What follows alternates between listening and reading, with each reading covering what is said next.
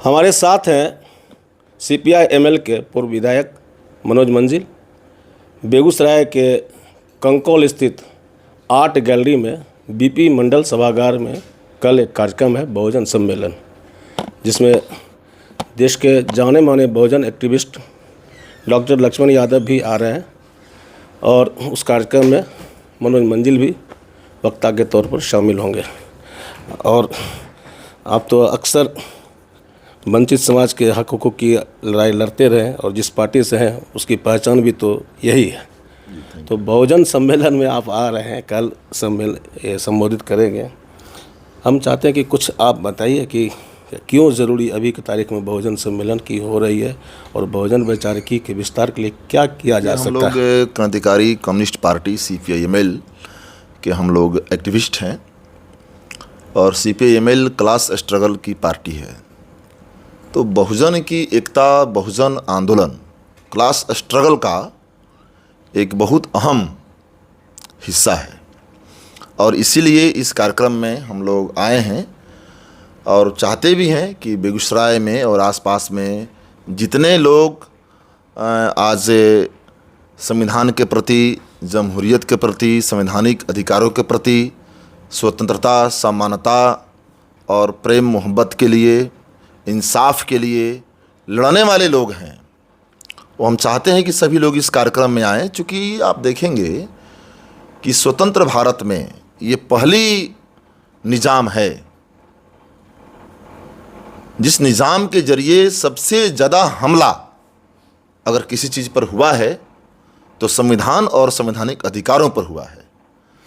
आज़ादी के बाद 75 सालों में इस देश के दलित, आदिवासियों ने, बहुजन समाज ने, अति पिछड़ी और पिछड़े समाज ने, शोषित उत्पीड़ित जो जनगण है वो लड़ करके, जेल जा करके, गोली खा करके, कुर्बानी दे करके जो अधिकार हम लोग हासिल किए थे, आज उन तमाम अधिकारों पर RSS, भाजपा का, मोदी, अमित शाह और जोगी का बुलडोज़र चल रहा है। वो तमाम अधिकार कुचले जा रहे हैं। जल, जंगल, ज़मीन के जो गोद में बसे लोग हैं, आदिवासी समाज, आज उनको नक्सली कह करके और उनका नरसंहार किया जा रहा है।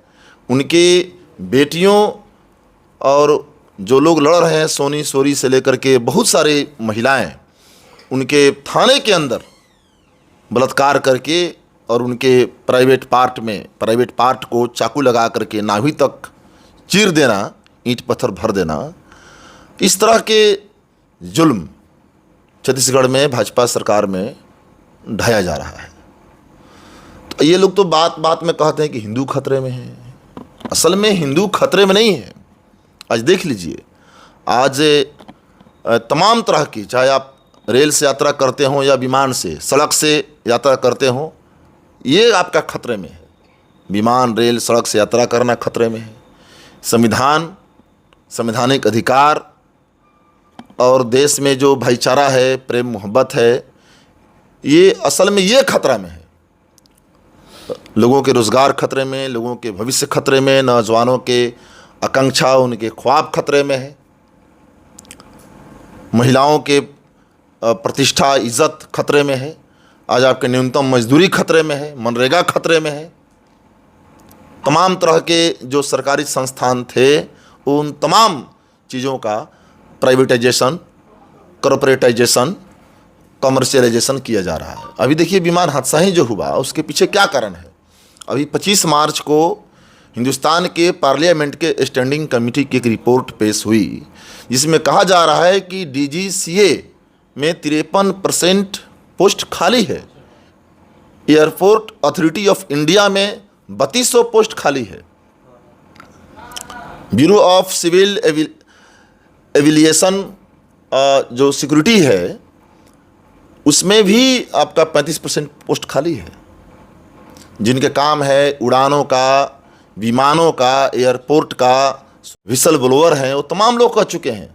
वो अमेरिकी सीनेट के सामने भी जिसको अब कांग्रेस का फायर भी हुआ था उसमें। बिल्कुल, हाँ, उनका जो क्वालिटी कंट्रोल मैनेजर उसके मौत भी हुई, वो जॉन बर्नेट का। जॉन बर्नेट। बिल्कुल, कि ये तो मुनाफा के लिए, ये मुनाफा के लिए ये तमाम सुरक्षा, जो जरूरी सुरक्षा मानक है, उसके साथ बोइंग कंपनी, अमेरिकी कंपनी खिलवाड़ कर रही है।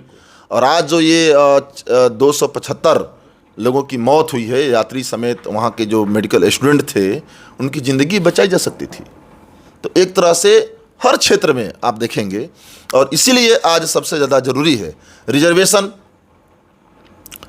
ये जब रिजर्वेशन लागू हुआ तो अभी तो लोग 85 और 90 के बाद SC ST OBC रिजर्वेशन का फ़ायदा उठा रहा था। अब तो पहली पीढ़ी सरकारी नौकरी में जा रही थी, पहली पीढ़ी यूनिवर्सिटी में जा रही थी। तो जब इस वर्ग का संतान इस वर्ग के गोद में पला बढ़ा, खेत खलिहानों में पलाया पोसाया, वो जब आज यूनिवर्सिटी में जा रहा है, आज जब वो सरकारी नौकरी में जा रहा है, आज वो इस देश के संस्थानों में जा रहा है, तो उसका रिजर्वेशन निजीकरण के जरिए, जब निजीकरण होगा रेलवे का, बैंक के, तमाम चीज़ों का लेटरल एंट्री होगी, तो जब प्राइवेटाइजेशन होगा तो उसमें रिजर्वेशन कहाँ है? रिजर्वेशन तो सरकारी शिक्षण संस्थानों में, सरकारी नौकरियों में रिजर्वेशन है, तो निजीकरण में तो रिजर्वेशन है नहीं, प्राइवेट सेक्टर में। अभी देखिए बिहार में 20 साल से ये लगभग भाजपा का यहाँ शासन चल रहा है, तो निजीकरण हुआ है शिक्षा स्वास्थ्य का। तो बिहार में कितना दलितों का प्राइवेट अस्पताल है, कितने प्राइवेट कॉलेज हैं, कितने अपार्टमेंट हैं, कितने बड़े बड़े मॉल हैं, ठेकेदारी किन के हाथों में है और मजदूर कौन है, जमीन का मालिक कौन है, भूमिहीन कौन है, अपार्टमेंट किसका है, और एक दो घरों में झोपड़ियों और ये एस्बेस्टस और कराकट के छत के नीचे झुग्गी झोपड़ियों में कौन रह रहा है। तो इसलिए इस देश में कास्ट सेंसस जरूरी है, और बिहार में एक कास्ट सेंसस हुआ। हालांकि लैंड का तो आंकड़ा नहीं आया, फिर भी एक प्रोग्रेसिव कास्ट सेंसस हुआ, तो उसमें बातें सामने आई और 65% रिजर्वेशन बिहार विधानसभा ने पास किया। लेकिन 9वीं अनुसूची संविधान में नहीं डाला जा रहा है, जबकि उससे सरकार में रामविलास पासवान जी के जो सुपुत्र हैं चिराग जी, वो हैं, मांझी जी हैं, तमाम तरह के दलित, OBC और आदिवासी के लीडरान और वहाँ मिनिस्ट्री में हैं, लेकिन वो लोग वहाँ पर कोई आवाज़ नहीं उठा रहे हैं। तो सत्ता की मलाई ये लोग मार रहे हैं कि सत्ता से लड़ाई लड़ रहे हैं इस वर्ग के लिए, इस बहुजन के लिए। तो ये जो बेगूसराय में कार्यक्रम हो रहा है, मैं समझता हूँ कि सत्ता की मलाई मारने वाले लोग नहीं हैं, बल्कि इस वर्ग के लिए सत्ता से लड़ाई लड़ने वाले, सत्ता की आंखों में आंखें डाल करके बात करने वाले लोग हैं, जिसमें हमारे लक्ष्मण यादव जी भी आ रहे हैं, रिंकू यादव जी भी हैं, जो एक बिहार के क्रांतिकारी छात्र संगठन ऐसा के लीडरान रहे हैं। ऐसे तमाम लोग हैं यहाँ के, आप लोग भी हैं। तो इसलिए हम लोग इस कार्यक्रम में आए हैं, और मैं समझता हूँ कि आप देख लीजिए, आज अंतर्राष्ट्रीय स्तर पर भी आज भारत के साथ कोई नहीं खड़ा है। भारत के साथ इसीलिए कोई नहीं खड़ा है क्योंकि भारत की सरकार अमेरिका और इजराइल के ये जो तनाशाही की पॉलिसी है, संप्रभु राष्ट्रों को कुचलने की पॉलिसी है, फिलिस्तीन को, पूरे एक राष्ट्र को, एक पूरे ईरान को, जो इस पर उनके ज़मीन पर, उनके तमाम तरह के प्राकृतिक और राष्ट्रीय संपदा और संसाधनों पर जो कब्जा करने की पॉलिसी है, भारत उसके साथ खड़ा है। इसीलिए आज भारत के साथ कोई देश नहीं खड़ा है।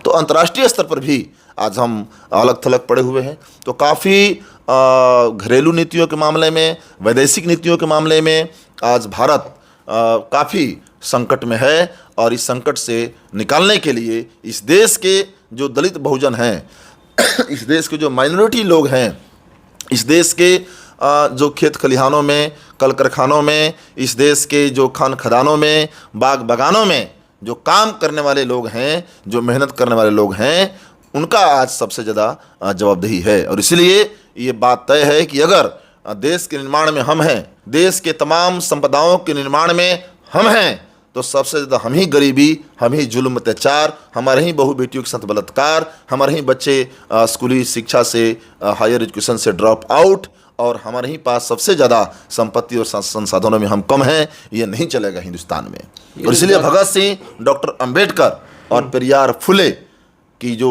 लड़ाई रही है, उनकी रोशनी में, उनके विचारों की रोशनी में, उन्होंने जो राह दिखाया है उसी राह पर चलते हुए उनके विचार की रोशनी में हम लोग आगे बढ़ेंगे, यह वर्ग आगे बढ़ेगा। और हम पलट देना चाहते हैं जो लोग आज शोषक हैं, जो लोग आज उत्पीड़क हैं, जो तमाम चीज़ों पर कब्जा जमाए हुए हैं, जुडिशियरी से लेकर के तमाम चीज़ों पर, हम चाहते हैं कि इस चीज़ को उलट दिया जाए और सच में जिसका यह मुल्क है, जिसका यह देश है, वे लोग इस देश के पहला उनका अधिकार है, वे लोग इस देश का जो नेतृत्व है उनके हाथ में आएगा तो देश दुनिया के विकसित राष्ट्रों के पंक्ति में भी खड़ा होगा।